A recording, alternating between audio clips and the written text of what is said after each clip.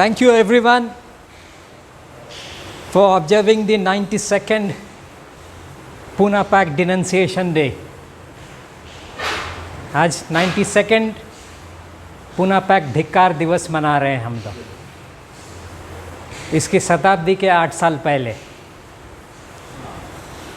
I don't know, I mean I will be speaking only in English because I feel that I shall not speak in Hindi because that's not my language.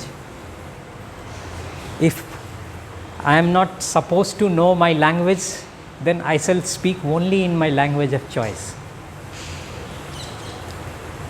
Hindi is as foreign to me as English language is, so I prefer to speak in English, and that too to an educated audience.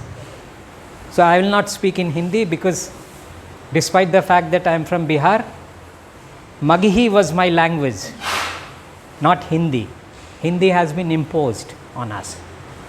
One more speaker. Yes. So I will be speaking only in English. If you don't understand, it's not my problem. So please bear with me. Yes. See, it's very important to know the history, the contemporary history. If we don't know our contemporary history, forget about the past history. Even contemporary history of last 100 years or things like that. How will we go into the future? And from that perspective, it is essential that we should know what is the contemporary history in this country. We all know, we are being taught that India got independence in 1947 after 200 years of British rule. What all happened? Nobody is taught. In the school curriculum or in the college or university curriculum, there is no mention about the Dalit movement, there is no mention about the Phule movement, there is no mention about the Periyar movement, there is no mention about Kerala, there is no mention about Namasudra movement, no Mahar, nothing.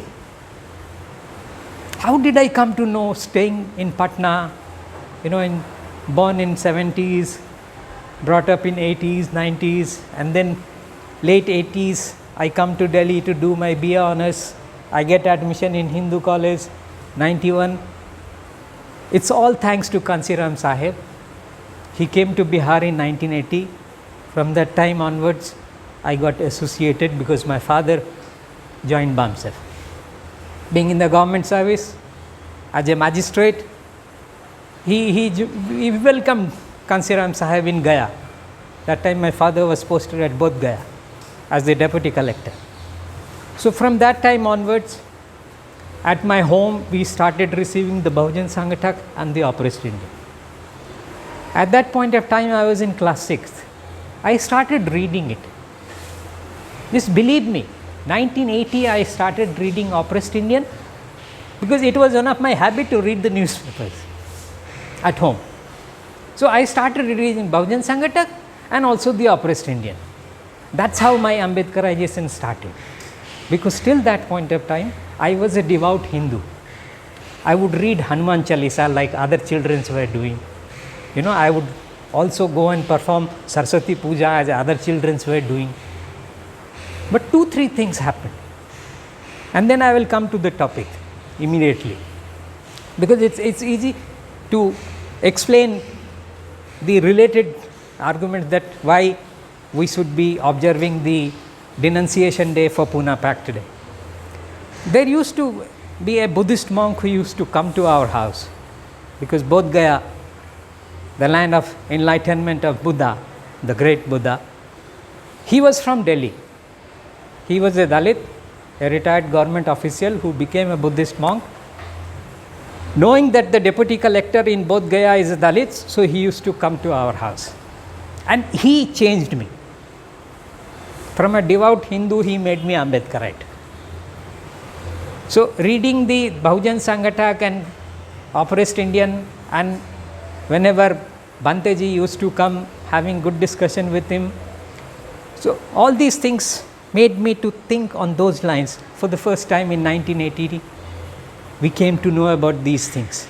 So when Sahib started the denunciation day at the 50th anniversary of Poona Pact in 1982, the Chamcha age was released.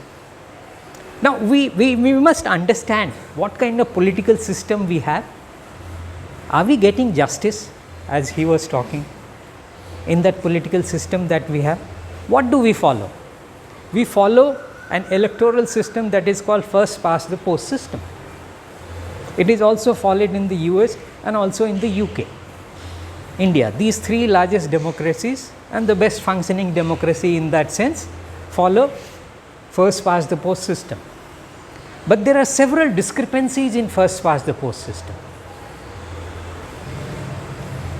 And that is why whenever I raise my voice for electoral reforms in this country, you know who are the one who will oppose me?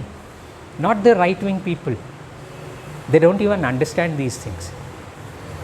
The liberal intellectuals, they oppose my demand for going back to separate electorate.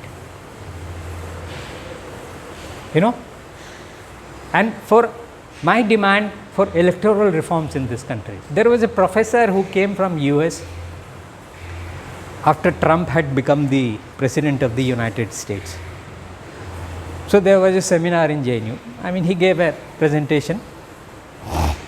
I asked him a simple question. Two questions. Wanted him to explain those things. First was that instead of Hillary Clinton, Bernie Sanders should have been the Democratic candidate. So why was that? Hillary was made the candidate. Because to counter Trump, Sanders would have been a better choice. But anyway, the most important question I asked him about the need for electoral reform. Why? Because, you know, percentage wise, Hillary Clinton got more votes than the Trump. But why was Trump declared elected? Because Trump got votes in more number of states. Like America has 50 states, right? So, for example, if Hillary got votes in 45 states, Trump got votes in 47 states or 48 states, things like that. So, that is how he was declared elected. This is one of the discrepancy. Even after having more percentage of vote, Hillary was not elected. That is one of the discrepancy of the first past the post system. Likewise, I can cite many examples. So, I asked him, don't you think India, US, UK should go for electoral reform, should go for proportionate system of representation? So, it's the system that we are following, it's since a long time in the history. So, when we are discussing about the, he mentioned about round table conference, before that Simon Commission. Before Simon Commission itself, Simon Commission was a statutory commission. If you read that report, it's a very important report of 1930, in which so many things, the future political arrangement for India was discussed, and a framework was included in that report, and that became the basis for Government of India Act 1935.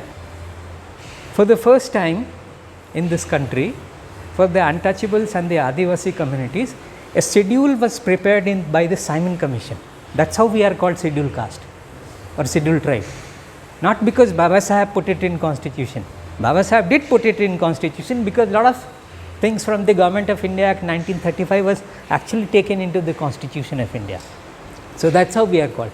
There is a schedule attached in that 1930 Simon Commission report itself, which details the Dalit caste and Adivasi people there. So, that is how we were called. So, in 1909, the British government had accepted in principle that we will give representation of some kind to the deprived community also. So, in 1919 and then again in 1925, some representation was given to Dalit community here and there, you know, wherever the Dalit movement was strong, like say Bombay Presidency or Madras Presidency, that kind of places, you know, some representation. So, when the round table conference was coming up, Baba Saheb Ambedkar, R. Srinivasan, they all had submitted 2 memorandums, very elaborate, large largely explained things that why we need protection of our rights in the future constitution of India. So, in that sense, they highlighted the need for proportional representation, adequate representation. These were the two words which you will find when you read Baba Saheb on Round Table Conference, on the need for communal award by the Ramsay MacDonald government. That was a Labour Party government. These are all very important to note. It was a Labour Party government which did, because as he was mentioning, Gandhiji opposed it in the Round Table Conference. The first conference they did not attend, second conference they attended. By the time it was clear that Ambedkar is going there with full force, R. Srinivasan is going there with full force, and they will somehow convince the British government that why there should be separate electorate for Dalits as well, untouchable community as well. And they were quite confident that they will be able to convince the Ramsay MacDonald government that yes, there is a need for separate electorate for the untouchable community also, because they need representation. And believe me, it was not only at the time of Round Table Conference that Baba Saheb was raising these matters. He even raised this matter for the first time at Southborough Commission. Adequate representation into the administration, into the political bodies. So it has a long history from the time Ambedkar entered into the scene in India, in that sense. And it's very important if you read the writings and speeches of Baba Saheb, volume 2 and then volume 9, what Congress and Gandhi have done to the untouchables. Baba Saheb has given detail, constituency wise, province wise, that how after the implementation of the Poona Pact, Dalits were crushed politically, and how Congress could claim that they have got the maximum support from the, as he was mentioning, after Poona Pact was signed, what was the system? They took away the twin rights of Dalits. Under the communal award separate electorate system, Dalits were given two voting rights. They could vote in the general constituency and they could vote for their own candidate. So that right was taken away. Now, how will Dalits be elected? So first they will have an election of their own. 4 candidates will be taken from there who have the largest number of vote percentage, and their fate will again be decided by the general caste people. So what used to happen, Baba Saheb made a very important, the person who had the least number of votes by the untouchable community, they were getting elected by the general caste people. This is how it was damaging the spirit of Dalit leadership. The Poona Pact impact on the political representation issue of the untouchable community. There are several things that Baba Saheb highlighted, and he got so disgusted because there was so much pressure on him. Sarojini Naidu and many other Congress leaders, and even person like Rabindranath Tagore, he was standing with Gandhi, not with Baba Saheb or R. Srinivasan or the Dalit people. And why would they stand with Ambedkar or Dalit people? This country never had a history of any other caste person standing with the Dalit people or the Bahujan people. No. You take example from any state in India, you will not find the so-called liberated souls standing with the cause of the Dalits or the Bahujan Samaj. No. So today also, everywhere I go, I ask them, how many people from other caste and community are here attending our meetings? You won't find any, in fact. In most of the meetings, you won't find any actually. Except your own people, nobody thinks about coming here. They might be attending the other program from 5 o'clock at Sabarmati Dhaba, which is about the attack on Gaza and Palestine. Palestine is an issue for them. But every day Dalits' life and dignity are being attacked in this country. That is not an issue for them. It's as simple as that. We must be ready to understand this. So I am not surprised that why a system as bad as the joint electorate system is still continuing in this country. And I forgot to tell you what happened actually when I asked this question to the American professor. There was an Indian professor who was chairing that meeting. It's very important to know that. What did he say? He was chairing the session. I had not asked the question to the Indian professor who was chairing that session, but he said, no, don't try to reduce democracy to election. So the American professor did not answer my question, because I gave him example from Dalit, that how Dalit have also been demanding that there should be electoral reform instead of the first past the post system, joint electorate system. We should have proportionate system, because in many of the European countries you have proportionate representation system. Even in a country like Nepal, they have started, they wrote a new constitution and they have partly proportionate system and partly first past the post system, joint electorate system, even for Dalits and Adivasis. Even in a country like Afghanistan, before the takeover of the Taliban, every winning candidate in their election should get 50 plus 1% vote. But in our country, under joint electorate system, even if a political party gets 27% vote or 31% vote, they become the largest single party and they form the government. That's an illegal government. If you don't have 50 plus 1% of representation with you, you cannot be called a legally recognized elected party to form the government. But since we are following the first past the post system, because even if, like, I'll give you an example from Karnataka when Yedurappa was the chief minister. Congress had more percentage of vote, but BJP had more number of seats. So BJP formed the government, and Congress, despite having larger percentage of vote, they did not form the government. So what explanation could be there? The one explanation could be that in some of the constituencies, the winning margin of Congress candidate was much higher. So that's how they got more percentage of vote. But finally, BJP could win more seats even with less margin. So that's how they have less percentage of vote. But there are so many other inconsistencies, discrepancies in the first past the post system, joint electorate system. So when an Indian liberal professor, there are many actually, I don't want to name them, I have no personal enmity. Whenever I have raised this, there is a YouTube video also. Other prominent people, oh, no, Umakant ji, if you talk like this, you will lose support from every other community in this country. So I said, do we actually get support from any other community people? He was referring to, he's a very prominent name. Unnecessarily, I do not want to create any controversy by naming him. But personally, I might even tell you sometime who is that person. Oh no, Umakant ji, आप ऐसा करेंगे तो बहुत बुरा हो जाएगा आपके साथ.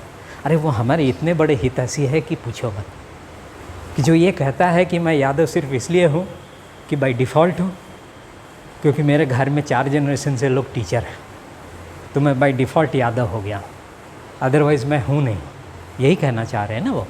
तो but anyway, the point that I am trying to raise here is that why Baba Saheb, people like R. Srinivasan and many other people who were raising that Dalits should get, their share of the resources, their share of the justice, their share in the running of the country, administration of the country. So he was demanding, proportionate share everywhere.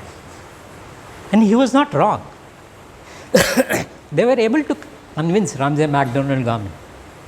So after the conference, very surprising, and just observe the language that Gandhi was using.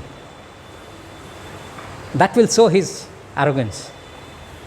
That as a caste Hindu, how arrogant he was. that he is addressing a letter to the Prime Minister of UK that time, and he is not writing dear Prime Minister, he is writing dear friend.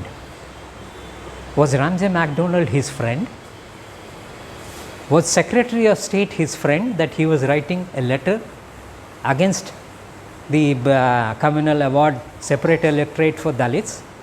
Was Samuel Hoare, who was the Secretary of State for India at that point of time, was he a friend of Gandhi, that Gandhi was writing dear friend, and toward the end of the letter, your friend M.K. Gandhi? This was the tone in which Gandhi was writing the letter to Ramsay MacDonald and the Secretary of the State Samuel Hoare. So you can very well imagine what moral stand he was taking, that I am the only representative of the untouchable community representing from India in the round table conference. Ambedkar cannot speak on behalf of untouchables. R. Srinivasan cannot speak on behalf of, and other people cannot speak on behalf of untouchables. I will speak. So that's a very arrogant way of treating the matter as far as the question of untouchables representation in the future constitution of India was concerned. That apart, he was ready to accept and extended his support to the Muslim and the Sikh separate electorate. The Christians, he had no problem. Anglo-Indians, he had no problem. Labour group, they were also given. Though all these were different from each other in one sense or the other.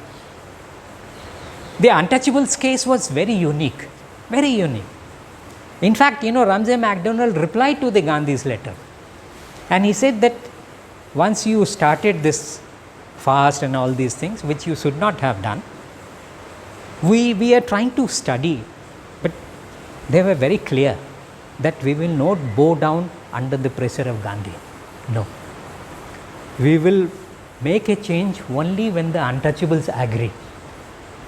Then only we will make a change. Otherwise, we will go ahead. We will not care for Gandhi.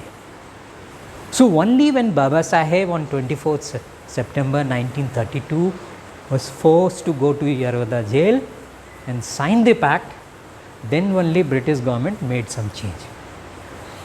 Because Ramsay MacDonald had very clearly, and even before that Secretary of State Samuel Hoare also had very clearly stated to Gandhi that we will not change it until unless untouchables agree for it. And it was for 20 years. Because while Gandhi was opposing it, and there was a kind of fringy atmosphere that was created, because it was a complete blackmail to the British government and also to the Dalit community by the Gandhi. And I have no problem in saying that this was the biggest joke of Gandhi on Dalit. We are still suffering because of that. I will give you an example little later, how we are still suffering. And made it a point that I will sacrifice my life and I will keep on opposing this. This was the stand of Gandhi. Tagore, Rajagopalachari, Nehru, all prominent Congress leaders, they were standing with Gandhi, not with Ambedkar. Even person like M.C. Raja, who was from the untouchable community, he deserted Ambedkar. There is a statement of M.C. Raja, I will read out, and you can understand how Congress managed to create divisions among the Dalit leadership at that point of time. And Kansiram Sahab rightfully claimed that the Chamcha started with the signing of the Poona Pact. Rightfully explained. If you read the Chamcha Age, it's very easy. Just type the Chamcha Age by Kansiram on Google, you will find some PDF copy of that book. Read it. It's very important for all of us to read that book. If you don't read that book, you won't be able to understand Indian politics. I am telling you. He has explained everything, the history, and after years 70s, 80s, how things were going on. So if you have not read Chamcha Age, you cannot understand the character of Indian politics. People who do not know, they will say, अरे ये क्या है Chamcha Age, तुम यार ध्यान भी नहीं देते, ऐसे ऐसे तुम टाइटल रख ले हो. तो आज ही एक आदमी बोल रहा था मुझे, मैंने कहा तुमको कुछ पता ही नहीं है, you don't even know anything. Do you know what is Chamcha Age?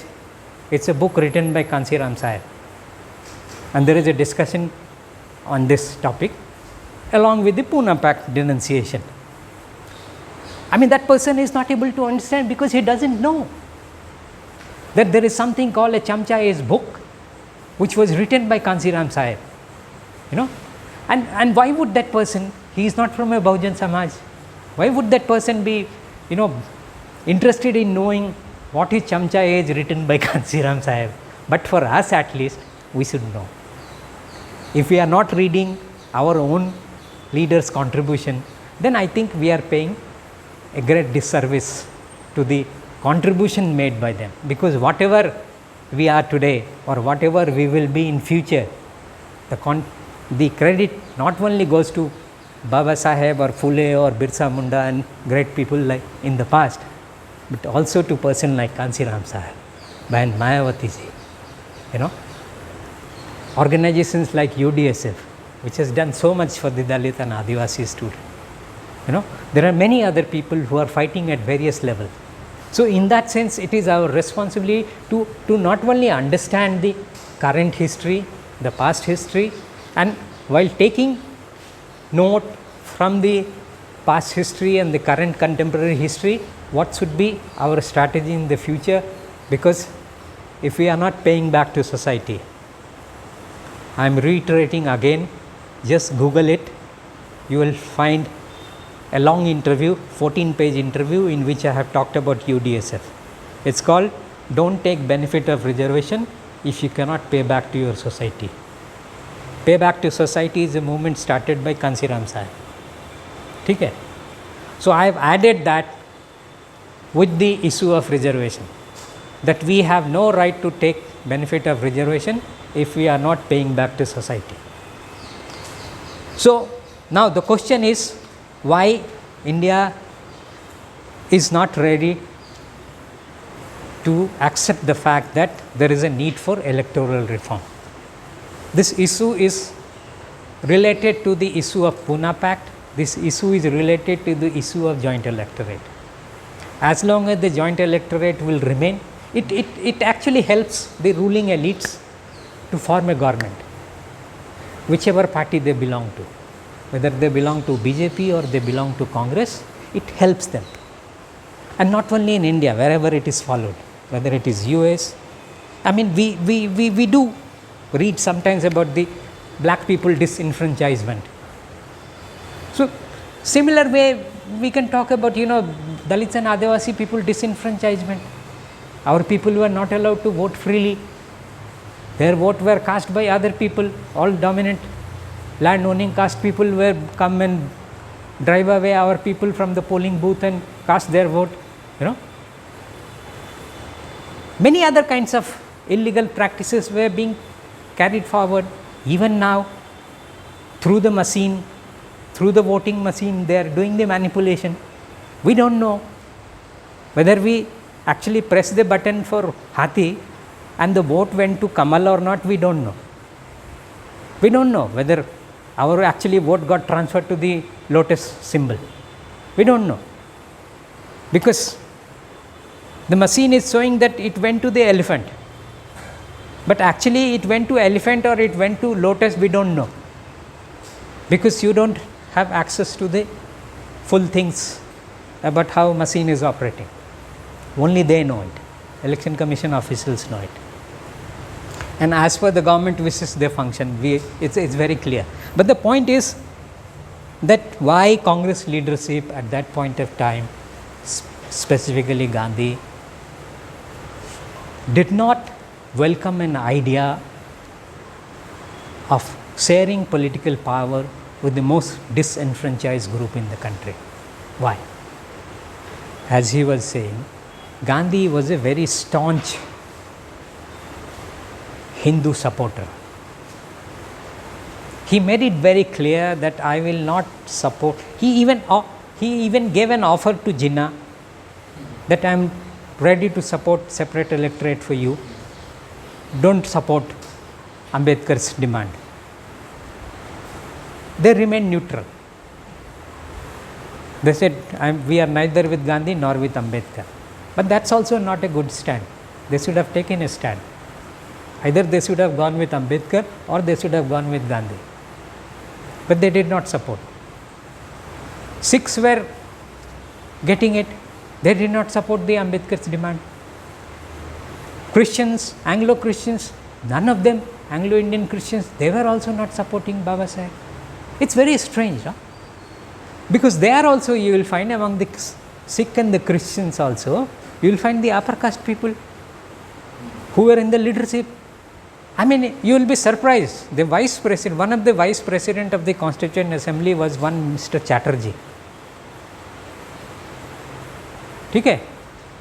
I was thinking he is a Brahmin from Bengal, but turned out that he was a Christian from Bengal. On a Christian quota, he had been elected to the Constituent Assembly of India. So, their leadership even now, see, when we ask Dalit Christians to be treated as part of the scheduled caste and be extended the reservation facility, I ask the Christian missionaries people that you are supporting this demand. I also support. But why don't you start from your own institutions? How many directors in ISI, Indian Social Institute, or any Christian missionary run institutions? How many Dalit bishops are there? How many Dalits become the principal of those colleges? How many? Have you ever heard that principal of St. Stephen's College is a Dalit Christian? Have you ever heard? How many Dalit Christians are given admission in St. Stephen's College? We don't have these kind of data, but I don't know. There would be many actually. I doubt, because there also a kind of caste system operates. Even among the Muslim, a kind of caste system operates. So, we have to fight battles at multi levels. So, when I will come to the statement of MC Raja, what he said, and then few examples, and then we can wind up here so that we can start. See why I am trying to give you example of MC Raja, because you will find many people like MC Raja which cropped up in the post Ambedkar age. I will give you examples without having any disrespect for such leaders. I will tell you, because it's important to understand that what kind of game they were playing. So, the MC Raja says, several untouchables leaders feared that Ambedkar would be held responsible if Gandhi succumbed to his fast, and this in turn could put the lives of ordinary untouchables in danger. One of them was MC Raja, the untouchable leader from Madras, who according to an eyewitness account of the event said, for thousands of years we have been treated as untouchables, downtrodden, insulted, despised. The Mahatma is taking his life for our sake, and if he dies, for the next 1,000 of years we shall be where we have been, if not worse. There will be such a strong feeling against us that we brought about his death, that the minds of the whole Hindu community and the whole civilized community will kick us downstairs further still. I am not going to stand with you any longer, Ambedkar. I will attend the conference and find a solution, and I will part company from you. So, a person like MC Raja, who was an important leader from Madras presidency, he parted company with Baba Saheb. There were many other people who parted company with Baba Saheb. They did not want to identify themselves, because if you identify at that point of time, if you are ready to identify with Baba Saheb, that means you will not get any benefit from the establishment or from the Congress party. So, that was very clear. You will always be on the losing side, because see, after the Poona Pact and all those things, the first impact of the Poona Pact was felt in the 1937 election. 1937 there was election. After the Poona Pact was signed in 1932, and after Government of India Act 1935 was brought in, the first election was held in all the provinces. Congress achieved not as much as they were claiming, because Baba Saheb has made a study. He took very long time to study it. what Congress and Gandhi have done to the untouchables. If you read that, he has written in great detail, and he has explained in preface of that book that why it took so much of time to write that book, because it took a lot of time to get data from the provinces, but provinces supported him and gave him the data. So he has explained that Independent Labour Party, which Baba Saheb had started in 1932, fought elections, but on a very limited number of seats. So they could win 10-12 seats in Bombay Presidency and in some other selected cities. But even country wise, Congress was claiming that they got the massive support from the untouchable community, and the situation was so bad that Baba Saheb fought election and very ordinary Congress members defeated Baba Saheb. ये तुम्हारा जो कांग्रेस का एक leader है ना, क्या नाम है उसका, अरे वो बुल्ढाना वाला है, अरे वो पहले जो NSUI और यूथ कांग्रेस का लीडर होता था, हैं, अरे नाम भूल रहा हूँ, उसका पिताजी ने बाबा साहब को हराया था, ठीक है, मैं उसका नाम भूल रहा हूँ, अभी वो लीडरशिप में नहीं दिखता है इसलिए नाम भूल गया हूँ, बट एनीवे उनका पिताजी ने भी बाबा साहब को चुनाव में हराया था, ठीक है. तो that's why I am saying that even ordinary person could defeat, and this is one of the flaw of the joint electorate system. Now I'll explain you how it operates, the joint electorate system. See, in none of the constituency Dalits are in majority, in none of the constituency anywhere in India, because Dalit population is very scattered, and if you read state and minority, Baba Saheb is actually proposing that Dalits should also be treated as a minority group, because what is your population? What is your population? Even after 2011, 21 census has not been taken, you are only 16-17% only, na? As close as the Muslim, that's all. And every state you are scattered. But government has accepted that there will be 15% seat reserved for Dalits. So like say for example, I am giving you an example from Bihar. Earlier there was 54 seats for parliament. After creation of Jharkhand, 50 seats. Okay. So there is one constituency called Gaya, parliamentary constituency, which is reserved. What is the population of Dalits in Gaya?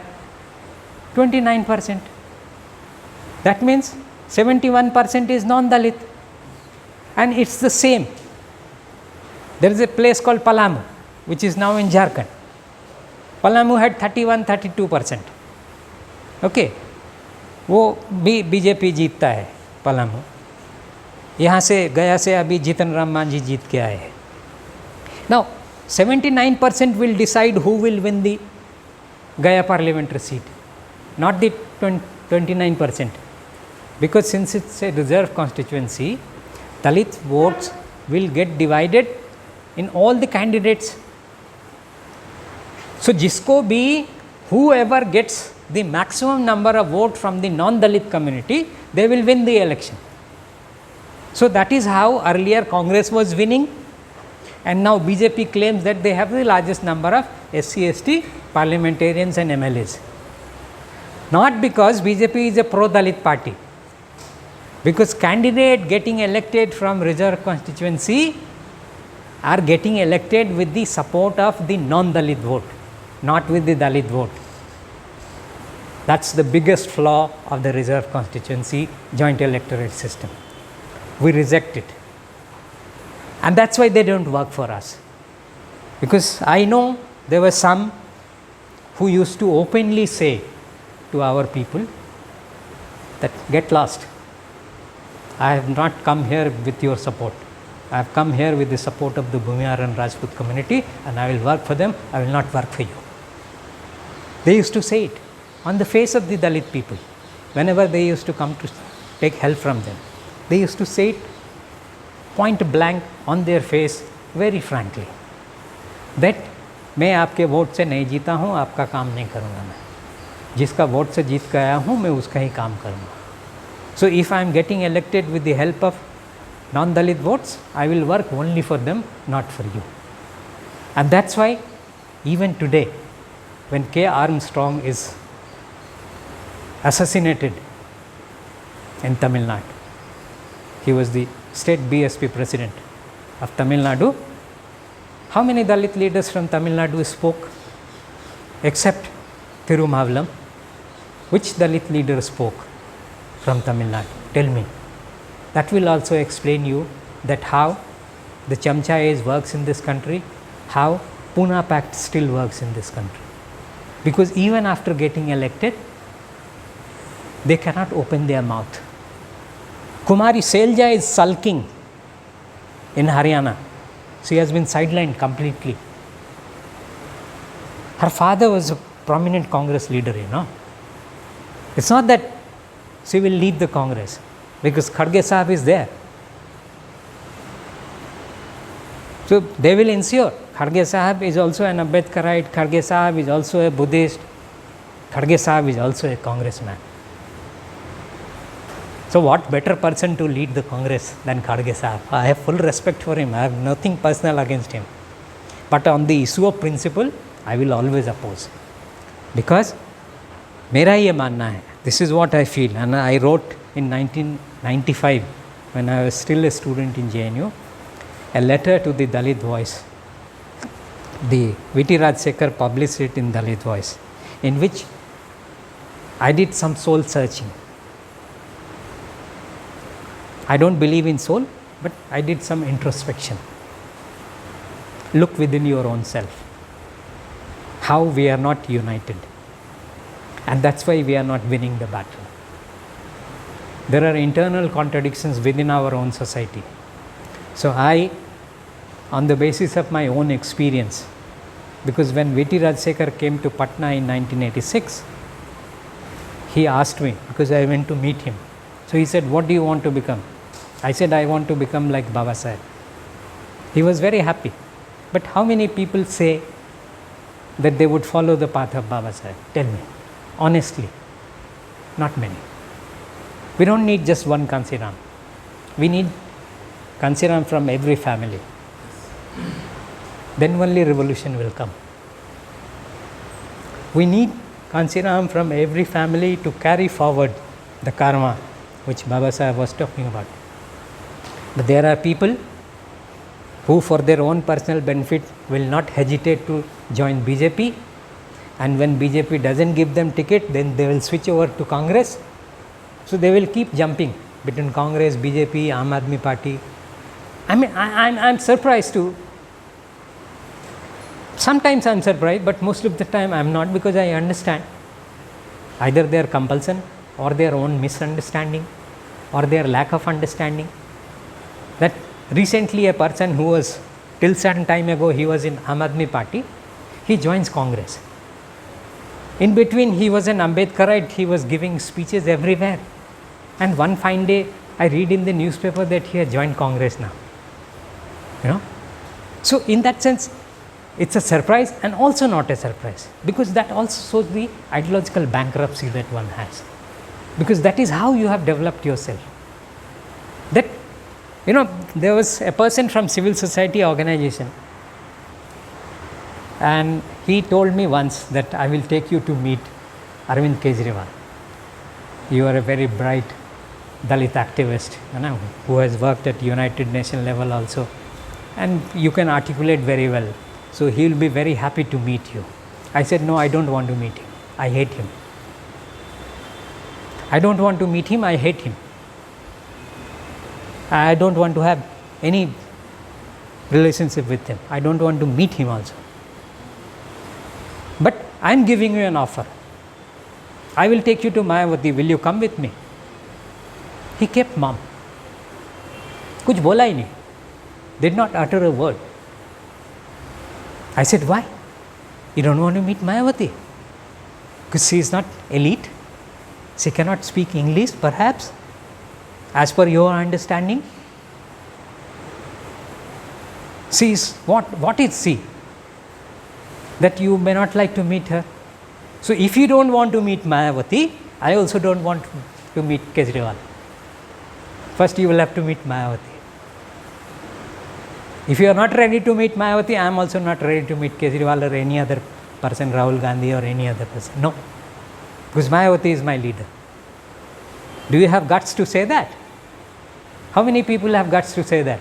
Even educated Dalit people, they do not have this guts to say, because many of them told me, I do not want to be called Mayawati of this campus. And that's why in the 90s, when we were fighting here as Bahujan Student Front platform, now it is UDSF and BAPSA, that time we had Bahujan Student Front. 95, I was a General Secretary candidate.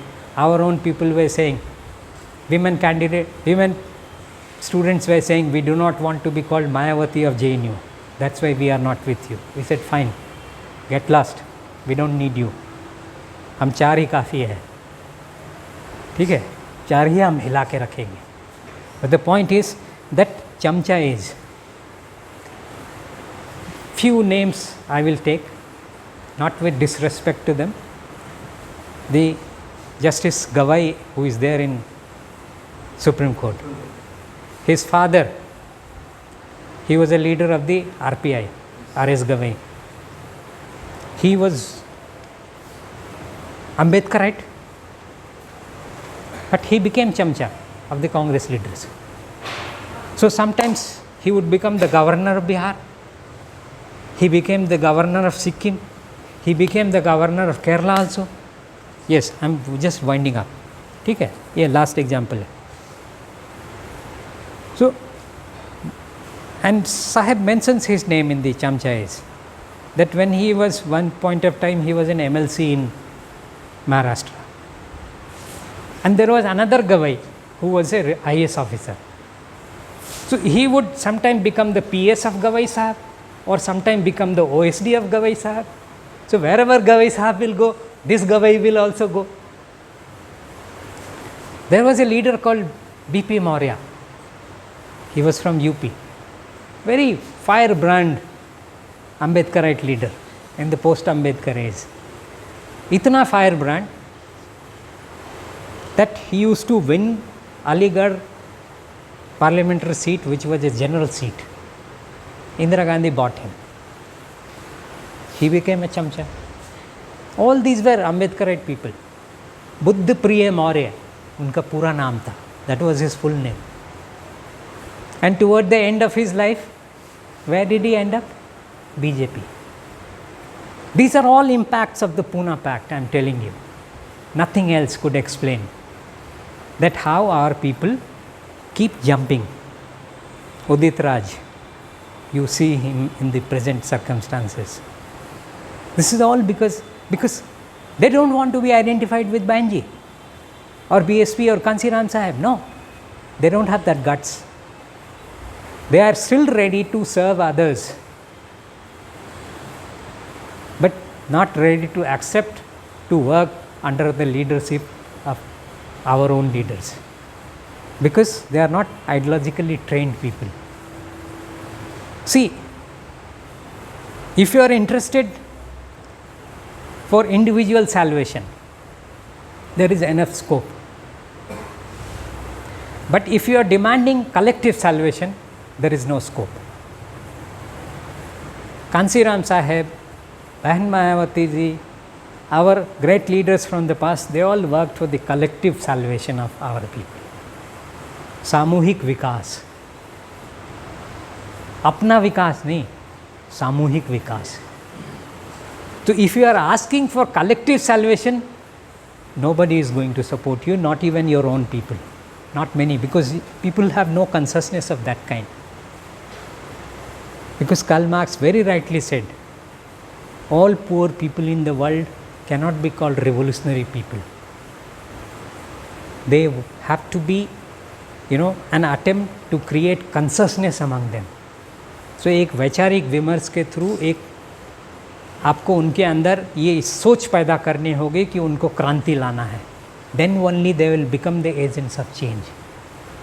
Just because we are Dalit, just because we are OBCs or Adivasis or religious minority, we do not become the active citizens of the Bahujan Samaj. No. We are dormant. we are sleeping, and sometimes we proudly and rightly claim that साहब तुझे लख लख बधाई, तूने सोती कौम जगाई.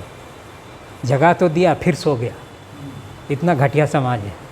They have again slept. And those who were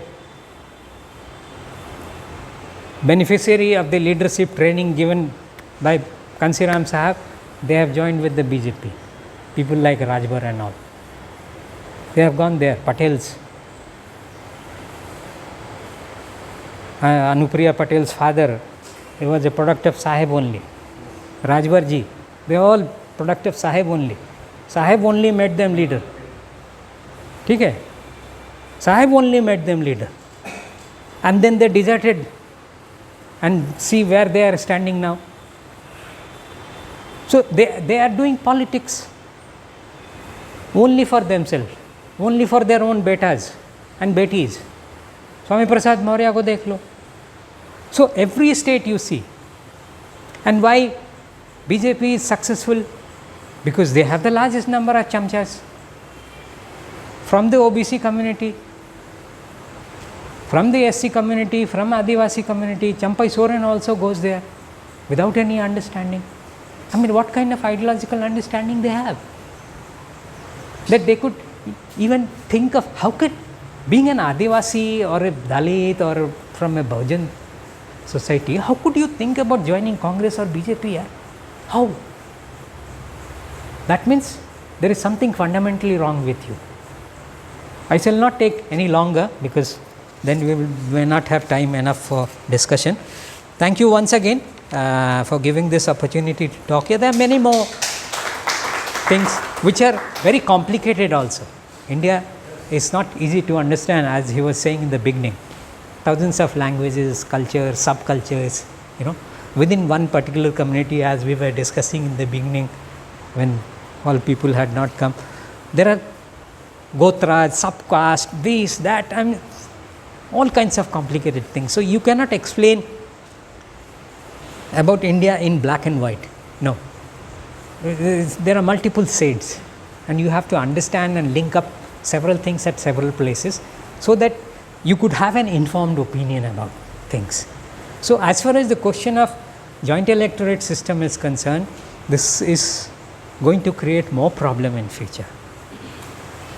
So we must be ready. We have been demanding from the election commission that there should be proportionate representation system. Nobody talks about it. So whenever I say separate electorate, we must go back to, people will stand up and say no, don't try to go back to separate electorate.